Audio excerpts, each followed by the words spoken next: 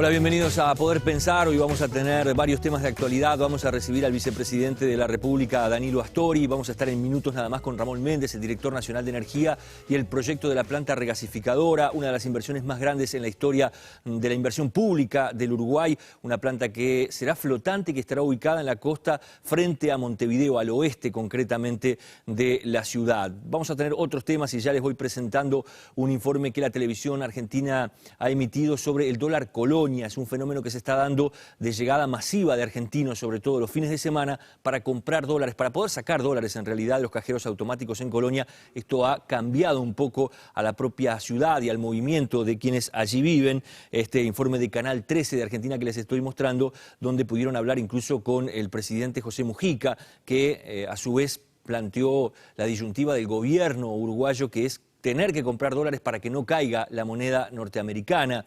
Los argentinos que reconocen que son tantas las trabas en su país que están utilizando este mecanismo para llegar a Uruguay. Muchas veces se encuentran con la sorpresa de que los cajeros se quedan sin dólares, por ejemplo, tienen que sacar pesos uruguayos y terminar comprando pesos argentinos y el negocio ya no es tan ventajoso. Otra de las noticias de estas horas tiene que ver con una actriz internacional, pero que también ha dado que hablar en el resto del mundo, Angelina Jolie, que ha decidido someterse a una operación quirúrgica quitándose las glándulas mamarias, porque un estudio genético que le hicieron determinó que él tenía una posibilidad de un 87% de desarrollar cáncer de mama. Esto llevó a que tomara esa decisión, incluso emitiera una carta pública donde explica su situación y que su madre, por ejemplo, falleció a los 56 años de edad de esta enfermedad y que por eso ella resuelve dar este paso que de alguna forma conmocionó ayer al ambiente artístico y también médico.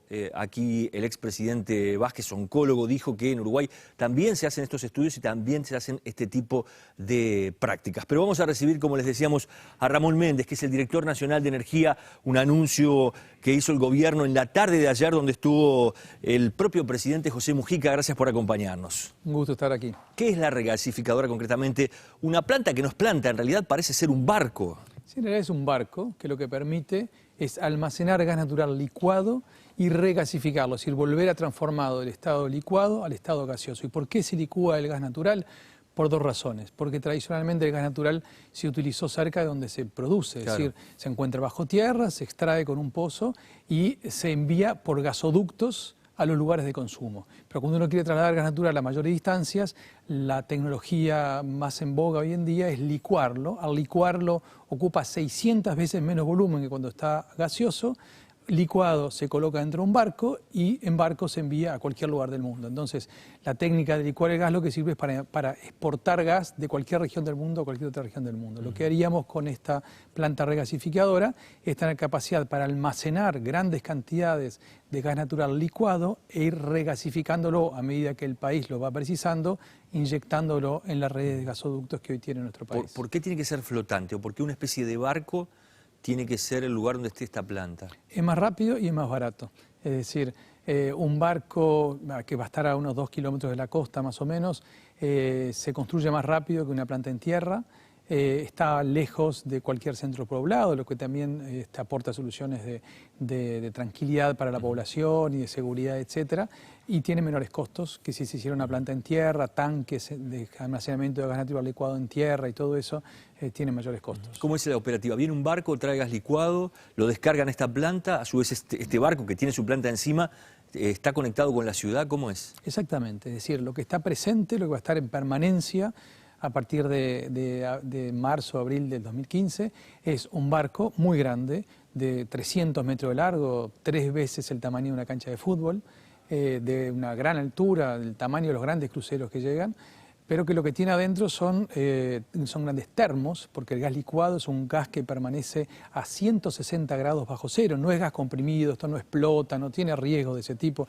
es un gas que está a muy baja temperatura y de esa forma se licúa. Entonces es un gran barco que está en permanencia allí y sobre el mismo barco está la regasificación. ¿Y qué es la regasificación? Es simplemente un proceso por el cual se le sube la temperatura al gas líquido para llevarla de 160 grados bajo cero a la temperatura ambiente y de esa forma se vuelve a transformar en gas. Entonces la planta, la terminal, consiste en una gran escollera, por eso es una gran obra de ingeniería, una escollera de 1.800 metros de largo, el doble de lo que es la escollera Sarandí actualmente. Esta gran escollera simplemente es para proteger al barco, para que pueda funcionar bajo cualquier condición de mar. Va a estar a unos 2 kilómetros aproximadamente enfrente de la costa de Punta Sayago. Punta Sayago es donde están las ruinas del Frigorífico Nacional, al oeste del cerro. Allí a 2 kilómetros de la costa va a estar esta gran escollera.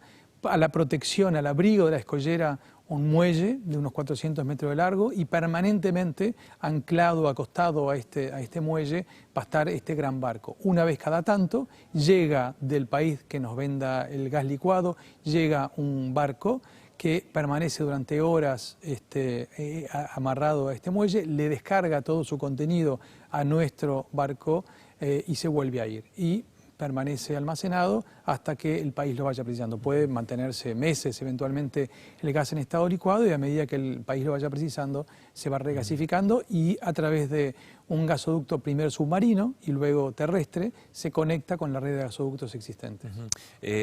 Seguramente hay experiencias internacionales de este sentido. ¿Cuáles son y por qué se va por este camino concretamente? Hay decenas de plantas regasificadoras flotantes, plantas regasificadoras en general y en particular flotantes en todo el mundo. ¿Por qué se va por este camino? Porque el gas natural es cada vez más considerado dentro de los combustibles fósiles el más interesante por muchas razones. Es el de menor impacto ambiental, mucho menor que el petróleo y muchísimo menor que el carbón, tanto para el ambiente cercano como para el cambio climático, es decir, emite muy pocos gases de efecto invernadero en su consumo y eso impacta favorablemente en relación al calentamiento global y el cambio climático. Además, se están descubriendo permanentemente nuevos yacimientos de gas natural, a diferencia del petróleo que hace ya unos cuantos años ya que no se descubren nuevos mega yacimientos y por lo tanto tenemos petróleo para 40 años más en el mundo y el precio va subiendo cada vez más y va a seguir subiendo, mientras que el gas natural, si bien los precios fluctúan y van a seguir fluctuando, hay una tendencia a que permanezcan más bajos que el precio del petróleo y que aumenten los yacimientos, con lo cual se hace más favorable todavía el tema. Se habla de una inversión de 1.125 millones de dólares, ¿verdad? Sí, ese es el valor total entre lo que es la inversión de la infraestructura, es decir, la escollera, los muelles, todos los periféricos, el barco, la construcción del barco y toda la operación y mantenimiento de la planta. Ese es el barco valor. ¿Se construye de cero? De cero, absolutamente de cero. Es un barco construido específicamente, un barco muy grande, de los más grandes que hay posibles que se pueden fabricar en el mundo. Se construye de cero, por eso en abril va a estar pronto, recién hacia julio del 2016, por eso entre marzo del 2015, que cuando va a estar pronta las obras de protección y el resto, desde marzo del 2015 hasta mediados del 2016, se va a traer una solución puente, que es un barco menor, pero que para el comienzo está bien, y luego se trae el barco definitivo, construido específicamente para este proyecto. ¿Gas para qué cosas? Para todo. El gas es muy dúctil, se puede utilizar a nivel industrial, para generar el vapor industrial, reemplazando leña o fuel oil u otras alternativas más complicadas, más complejas de logística o más caras. Para nivel residencial, para calefacción, para cocinar. Hoy hay solamente 45.000 hogares que tienen acceso al gas natural o el gas de cañería, como se le llama también en nuestro país, pero fundamentalmente gas para generar electricidad. Si bien vamos a seguir, y al contrario, pues para poder profundizar toda la introducción de energías renovables, 1.000 megavatios de energía eólica que van a estar terminados en un periodo de 3 años aproximadamente, desde que comenzó el proceso, las plantas de biomasa, todo eso complementando la energía hidráulica, pero para que cierre la ecuación se siguen precisando máquinas térmicas, generación térmica, cada vez menos, pero sigue precisando generación térmica para complementar a la variabilidad de las energías renovables. Si tuviéramos esa generación térmica como hacemos hoy en día con petróleo, sería mucho más caro que si lo hacemos con gas natural. Ayer decía el presidente perfectamente, claramente, que solamente en un año seco podemos tener sobrecostos solamente por generación mediante máquinas térmicas arriba de los 500 millones de dólares como tuvimos el año pasado. Si en lugar de generarlos con gasoil, los generamos con gas natural, ese costo se reduce a menos de la mitad. Entonces, la ventaja está en que en lugar de usar máquinas térmicas con gasoil, vamos a usarlas con gas natural y eso tiene un impacto impresionante fundamentalmente cuando nos tocan los años secos.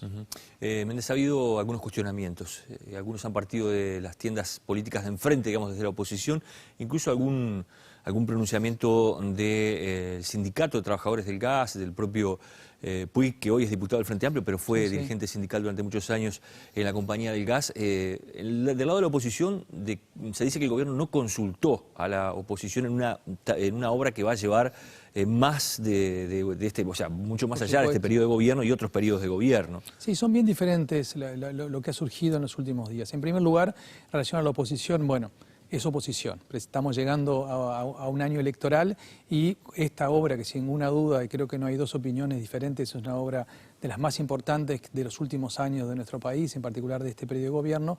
Bueno, llegados a electoral es natural que busquen los pelos en la sopa para tratar de criticarla.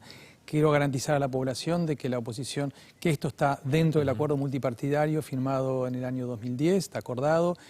Permanentemente hubo información en todos los directorios de UTE y ANCAP. Ayer contaba el presidente de UTE 40 resoluciones específicas en el directorio de UTE en relación a la planta regasificadora. Lo más importante, Gasallago, la sociedad anónima que lleva adelante todo esto, propiedad 50% de ANCAP, 50% de UTE, se constituyó con 4 directores, 2 del gobierno, un blanco y un colorado, ni siquiera tiene mayoría el gobierno, ese es el nivel de participación que se le ha dado a la oposición en todo este proceso. Lo único que pueden decir es que efectivamente en los últimos días llegó muy sobre la fecha la propuesta final y las negociaciones finales. Efectivamente, la oferta llegó el lunes de noche. Se concretó el lunes de noche en la negociación que llevó adelante técnicamente la gerencia de Gasallago.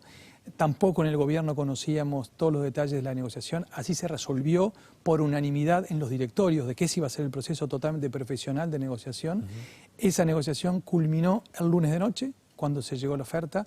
El martes de mañana se reunió el directorio de Gasallago, que tomó conocimiento de la oferta.